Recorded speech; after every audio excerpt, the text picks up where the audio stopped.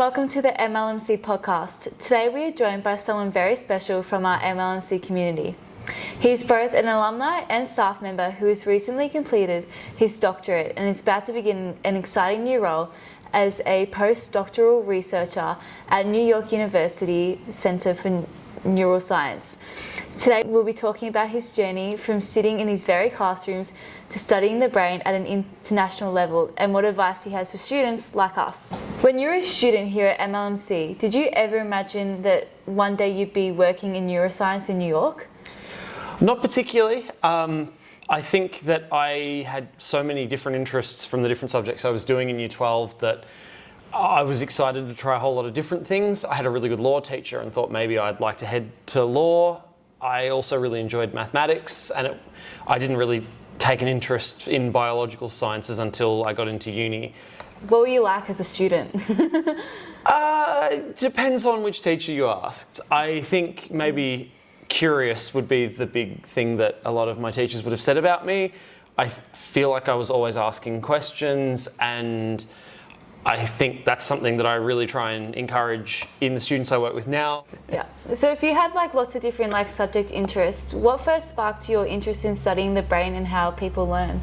So I had a really good psychology teacher when I started picking VCE subjects. I was lucky enough to do a unit of VCE psychology in Year 10, which started me down that path a little bit, but I sort of put away the interest in biology and that until later on, like I said, in uni. I had this really particular attitude where I thought I really wanted to do something pure, like maths or physics or something that was very, really focused. And I think I learnt how to learn and how to study through VCE here at the college. But it wasn't really until I started stepping out and trying a whole bunch of different things in the broader world and at uni that I started developing that interest in the brain in particular. But definitely those early exposures to neuroscience that we got through that VCE psychology course played a big role in that. Can you walk us through your journey from graduating at MLMC to completing your doctorate then? Yeah, absolutely. I was lucky enough to be offered a really good spot at the University of Queensland, which is a fantastic university, and I would definitely encourage anyone who's on the fence about hanging around or going somewhere else to try going somewhere else if they've got the opportunity. It really got me out of my comfort zone. It really brought me out of my shell. I think I always had maybe the book smarts down through VCE. I was pretty lucky that was something that clicked with me early on. But the worldliness and getting along with other people and networking and having a bit more of a social life didn't develop until I sort of stepped out of my hometown, and that was a huge learning for me. So I did 3 years of undergraduate at the University of Queensland, where I took different subjects, 2 semesters a year, and I gradually started blending that interest in mathematics with the interest I'd picked up there for biology. And I took on a year-long research project at the University of Queensland's Brain Institute. And I did a really cool project there where I looked at the development of a particular type of model of autism in zebrafish with a group who have some really cool techniques for visualizing the brain activity. So they have special brains that are able to glow as the brain areas are active, and we record that with a special type of microscope. So I spent a year long doing that, and that was actually written up as a paper that I was really proud to be a small contributor to. But in the meantime, I'd moved back to Melbourne for my PhD, and I worked here at a lab group focusing on what we call the ventral stream of visual processing. So if you have a look at this brain here, vision enters the back of the brain along this surface here and slowly heads this way in what's called the ventral stream. And that particular region is involved in object recognition. So when I look at you or I look at a different object in the lab, those deeper parts of the brain in the temporal lobes respond and provide me information about what the object is that I'm actually seeing. So I spent 4 years studying that, and that was my first sort of exposure to, shall we say, science and study as a work rather than as a classroom activity. So I did 5 days a week in a lab group where I was either reading papers, writing my own papers and thesis, designing experiments or running experiments. And it was around the end of that where I was asked and offered the opportunity to go to the States to attend a conference. And in the process of networking there, I put my hand up for a job interview and was lucky enough to be selected for it. So that's amazing. Yeah. What was like being in New York like? Like, what kind of inspired you to take up that job? Yeah, it's the connectedness of that part of the world for me that really interests me.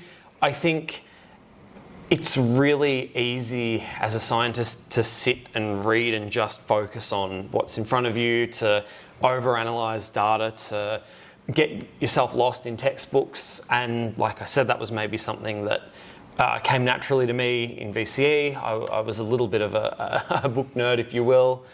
But the networking opportunities, talking to people and getting ideas from other people, and just that human interaction alongside and having your ideas challenged and your ways of thinking challenged, I think was really interesting.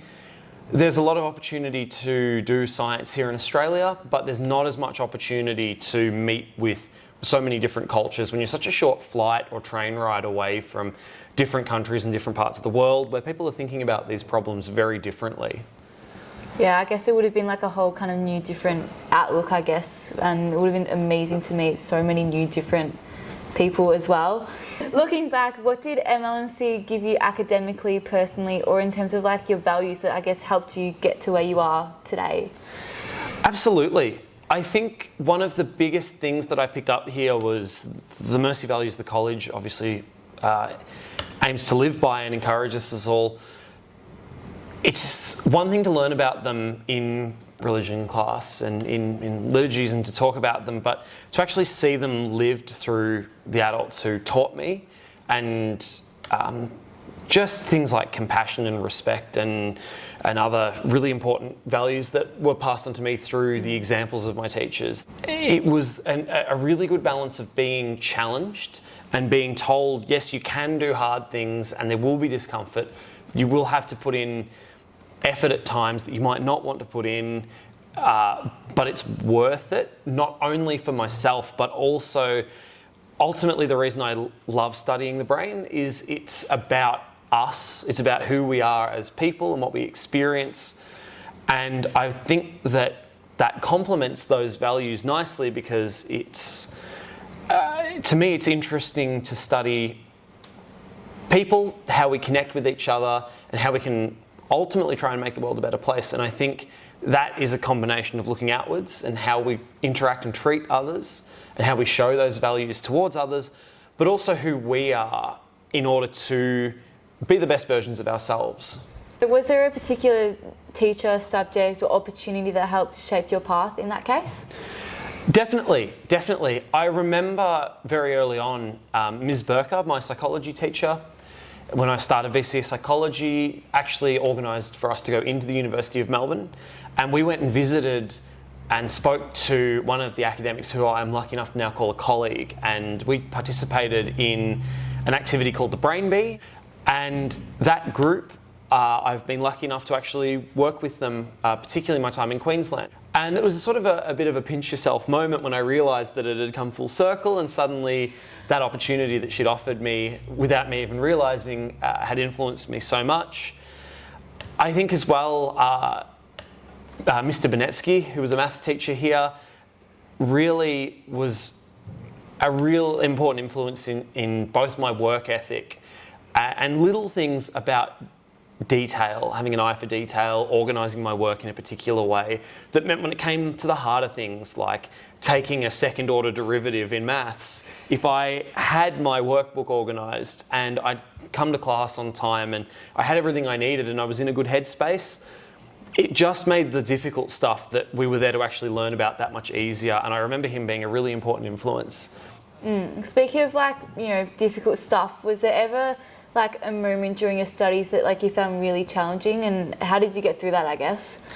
Yeah, absolutely. I think my time here at the college and then as well at university, more than any one particular moment of difficulty, I think learning is a process where you're constantly exposing yourself to new challenges and new difficulties.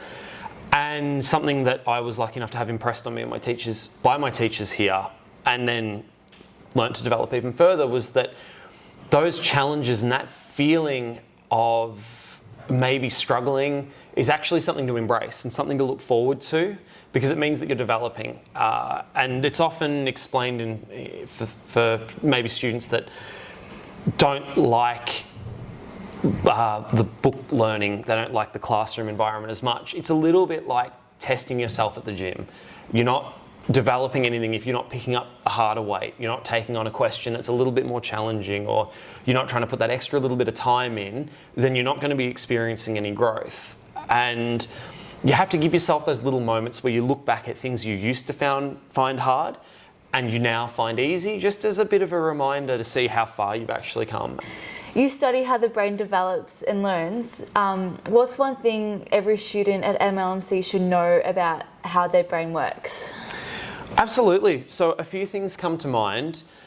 The big one being that when we learn, the most effective way to learn is to just do a reasonable amount, but at a regular interval. So that can go both ways, maybe for students who their teachers are saying, you could be doing more study, we don't think you're doing enough, or they might know it themselves.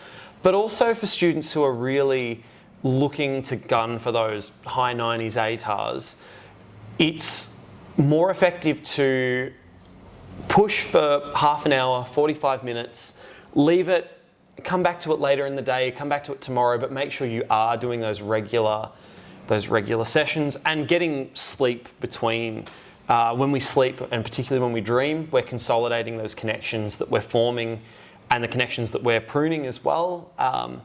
That's the biggest single piece of advice, without going too technical into it, that I would encourage people to think about and to take on in their own study. Yeah, wow. Another thing, for students who might not know yet what they want to do in the future, what other advice would you give to them? Try everything. Give everything a go and learn to love being bad at things. Life is full of moments where we're going to be laughing at ourselves, and the sooner you get over that and the sooner you learn to love it and to try a challenge and to be okay looking a bit silly, learning something or trying something physical that's new, the sooner that you're just going to take leaps and bounds in your personal development as well as your career and whatever else you might be focused on. That, and of course, I would say to anyone thinking about taking on university in other states, other cities, other countries, do it. Absolutely do it. Throw yourself in the deep end. The biggest step out of those VCE years, or whatever it might be that you're doing throughout your year 11 and 12, and into adulthood, is making those adult connections where you get to really reinvent yourself. All right, now we have some quick pop questions so our community, I guess, can get to know you a little bit better. So here we go. Favourite subject when you were at MLMC? Legal studies. I still think it was legal studies. Interesting. Least favourite subject? Ooh. English. I dropped it for literature very early on. Something students would be surprised to know about you?